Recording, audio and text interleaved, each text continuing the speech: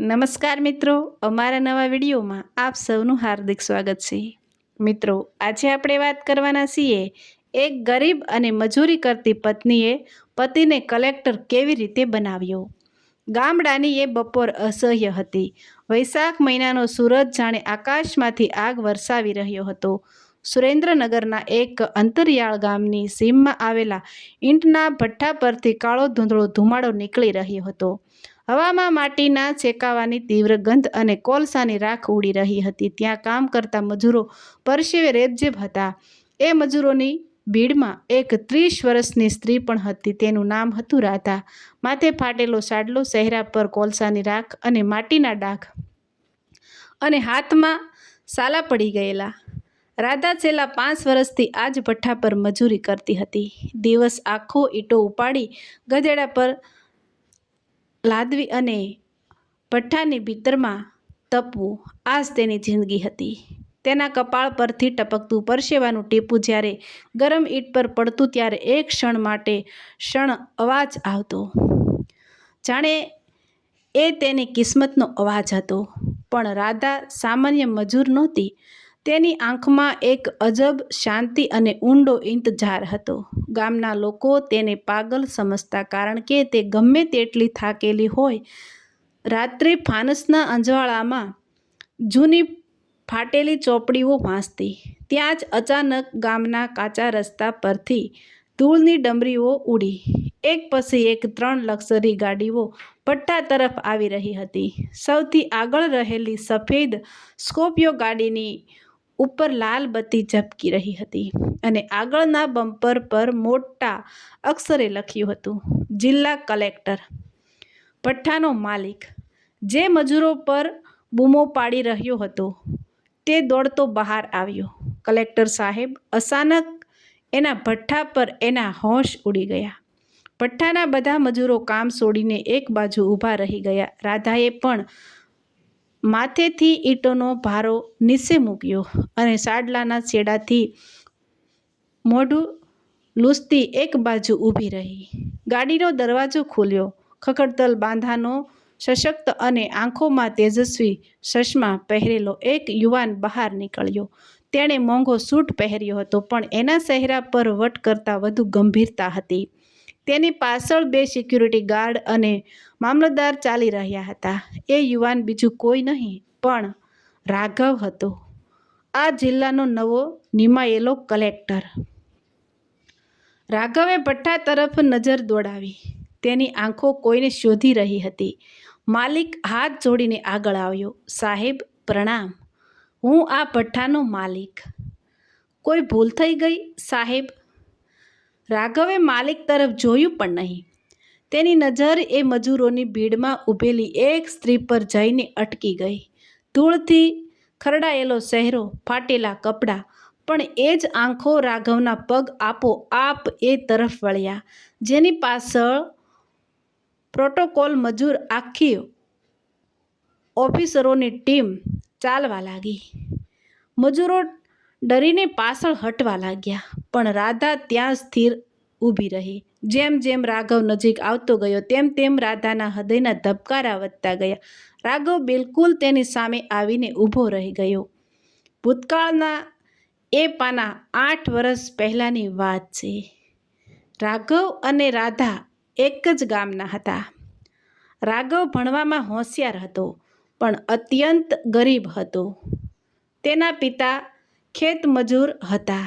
બીજી તરફ રાધાના પિતા ગામના સુખી ખેડૂત હતા। બંને વચ્ચે પ્રેમ થયો। રાઘવનું સપનું IAS બનવાનું હતું, પણ તેની પાસે દિલ્હી જઈને ભણવાના કે ચોપડીઓ ખરીદવાના પૈસા નહોતા। જ્યારે રાઘવના પિતાએ રાધાના લગ્ન બીજી જગ્યાએ નક્કી કર્યા, ત્યારે રાધાએ બળવો કર્યો। તેણે રાઘવનો હાથ પકડ્યો અને બંનેએ ભાગીને કોર્ટ મેરેજ કરી લીધા। રાધાના પરિવારે તેની સાથેના બધા સંબંધો તોડી નાખ્યા। શરૂઆતના 2 વર્ષ ખૂબ સરસ રહ્યા। રાધા ઘરોમાં કામ કરતી, સીવણકામ કરતી અને રાઘવને ભણવામાં મદદ કરતી। રાઘવે જીવ રેડીને મહેનત કરી, પણ તે 2 વાર યુપીએસસીની પરીક્ષામાં નાપાસ થયો. આર્થિક તંગી એટલી વધી ગઈ કે આ ખાવાના ફાફા પડવા લાગ્યા. રાઘવ હિંમત હારી ગયો હતો અને ડિપ્રેશનમાં આવી ગયો હતો. તે રાત્રે રાધાએ રાઘવના હાથમાં પોતાના સોનાના લગ્નના દાગીના જે તેની માતાએ સાનામાના આપ્યા હતા તે મૂકી દીધા. રાઘવ, આ વેચી દો અને દિલ્હી જાઓ. જ્યાં સુધી તમે કલેક્ટર ન બનો ત્યાં સુધી પાછા ન આવતા. મારી ચિંતા ન કરશો, હું મારું પેટ ભરી લઈશ, રાધાએ મક્કમતાથી કહ્યું હતું. રાઘવ રડતો રડતો દિલ્હી ગયો. શરૂઆતમાં બંને વચ્ચે ફોન પર વાત થતી, પણ પછી રાધા જે રૂમમાં ભાડે રહેતી હતી ત્યાં અચાનક શોર્ટ સર્કિટના આગ લાગી. રાધાનો ફોન, સામાન બધું બળી ગયું. તે આખી બેઘર થઈ ગઈ. મકાન માલિકે તેને કાઢી મૂકી.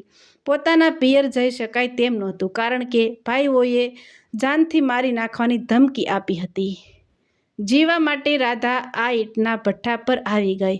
અહીં કમનસીબે નેટવર્ક નહોતું, કોઈ ઓળખાણ નહોતી. તે રાઘવનો સંપર્ક ન કરી શકી. બીજી તરફ રાઘવે દિલ્હીથી ઘણા ફોન કર્યા, પણ નંબર બંધ આવતો હતો. રાઘવને લાગ્યું કે રાધા તેને છોડીને જતી રહેશે અથવા તેના પરિવારે તેને ક્યાંક ગાયબ કરી દીધી છે. રાઘવ અંદરથી તૂટી ગયો, પણ તેણે એ દર્દને પોતાની તાકાત બનાવી દીધી. તે દિવસ રાત બસ ભણતો રહ્યો. આખરે ત્રીજા પ્રયત્ને તેણે ઓલ ઇન્ડિયામાં 12મો રેન્ક મળ્યો અને તે IAS બન્યો. ટ્રેનિંગ પૂરી થતાં જ તેણે પહેલું પોસ્ટિંગ પોતાના જ ગૃહ રાજ્યમાં અને એ જ જિલ્લામાં માંગ્યું જેણે તે પોતાની રાધાને શોધી શકે. આજે સવારે જ તેને બાતમી મળી હતી કે રાધા જેવા જ હુબહુ ચહેરાવાળી એક સ્ત્રી આ ભઠ્ઠા પર કામ કરે છે. ભઠ્ઠા પર મિલન. વર્તમાનમાં કલેક્ટર રાઘવ પોતાની પત્ની રાધાની સામે ઊભો રહ્યો. રાઘવની આંખમાંથી આંસુ વહી રહ્યા હતા, જે તેની મોંઘી ગાડી અને હોદ્દાની ગરિમાને ઓગાળી રહ્યા હતા. રાધા, રાઘવના અવાજમાં ધ્રુજારી હતી. રાધાએ તેની સામે જોયું.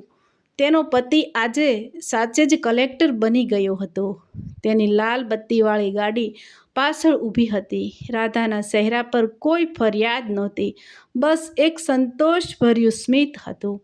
તેના આટલા વર્ષના આંસુ અને મહેનત આજે સફળ થઈ ગયા હતા. તમે આવી ગયા રાઘવ.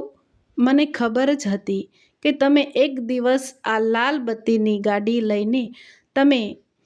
લઈને મને લેવા જરૂર આવશો, રાધા બહુ શાંતિથી બોલી. આ સાંભળીને રાઘવ પોતાના પદની મર્યાદા ભૂલી ગયો. તેને પ્રોટોકોલની પરવા કર્યા વગર આખા સ્ટાફ અને મજૂરોની સામે રાધાને ભેટી પડ્યો. કલેક્ટરના મોંઘા સૂટ પર ઈંટની લાલ માટી અને કોલસાની રાખ ચોંટી ગઈ, પણ રાઘવને તેની કોઈ પડી નહોતી. તે બાળકની જેમ રડી રહ્યો હતો. મને માફ કરી દે રાધા, હું તને શોધવામાં મોડો પડ્યો. તું આ નરકમાં રહી, તે મને કેમ ન શોધ્યો? રાઘવ ડસકા ખાતા બોલ્યો. રાધાએ રાઘવના આંસુ લૂછ્યા. મારી પાસે ન તો ફોન હતો, ન કોઈ સરનામું, પણ મને મારા રાઘવ પર ભરોસો હતો. મને ખબર હતી કે મારો રાઘવ હાર માને તેવો નથી. આ દ્રશ્ય જોઈને મામલતદાર, સિક્યુરિટી ગાર્ડ અને ભઠ્ઠાનો માલિક સદબદ થઈ ગયા. જે મજૂર સ્ત્રીને તેઓ રોજ ધિક્કારતા હતા, તે આખા જિલ્લાના રાજા જેવા કલેક્ટર સાહેબની ધર્મપત્ની હતી. ભઠ્ઠાનો માલિક ધ્રુજવા લાગ્યો. તે દોડીને આવ્યો અને રાધાના પગમાં પડી ગયો. બહેન, મને માફ કરી દો. મેં તમારી પાસે બહુ કામ કરાવ્યું, ક્યારેક ખીજાયો પણ ખરો. મને ખબર નહોતી. રાધાએ તેને ઊભો કર્યો. શેઠ, તમે તો મને આશરો આપ્યો અને મહેનતના પૈસા આપ્યા. તમારી કોઈ ભૂલ નથી. રાધાની આ ઉદારતા જોઈને કલેક્ટર રાઘવની છાતી ગર્વથી ફૂલી ગઈ. એક નવી શરૂઆત. રાઘવે રાધાનો હાથ પકડ્યો અને તેને પોતાની સરકારી ગાડી તરફ લઈ ગયો. સિક્યુરિટી ગાર્ડ સન્માનપૂર્વક ગાડીનો પાછલો દરવાજો ખોલ્યો. રાધા પોતાની માટીવાળી સાડી સાથે એ આલીશાન ગાડીની મખમલી સીટ પર બેઠી.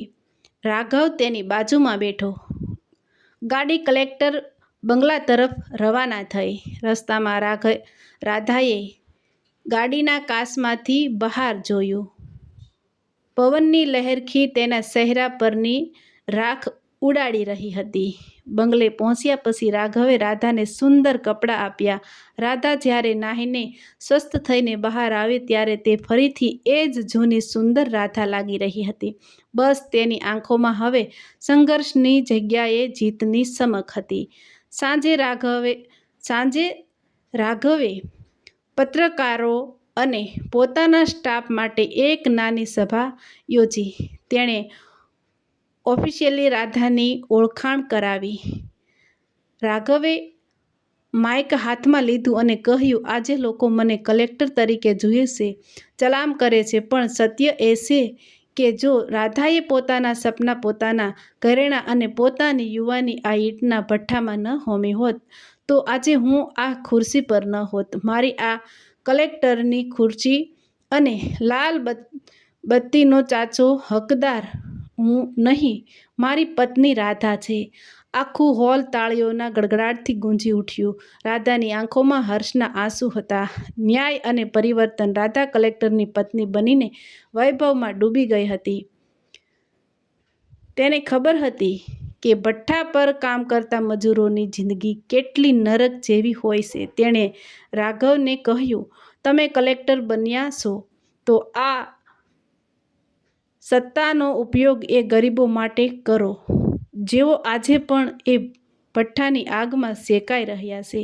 રાઘવે રાધાની વાતને શિરોધાર્ય ગણી. બીજા જ દિવસથી તેણે જિલ્લાના તમામ ઈંટના ભઠ્ઠાઓ પર દરોડા પાડવાના આદેશ આપ્યા. બાળમજૂરી નાબૂદ કરવામાં આવી.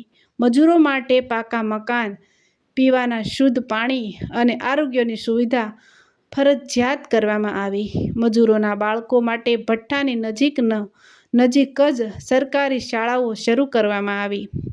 રાધા પોતે એ શાળાઓની દેખરેખ રાખવા જતી. જે ભઠ્ઠા પર તે ક્યારેક ઈંટો ઉપાડતી હતી, આજે ત્યાં જઈને તે ગરીબ બાળકોને ભણાવતી હતી.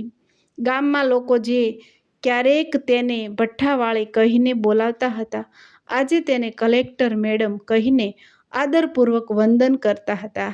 તો મિત્રો, આવા જ નવા વિડીયો જોવા માટે અમારી ચેનલ લાઇક, શેર અને સબસ્ક્રાઈબ કરજો.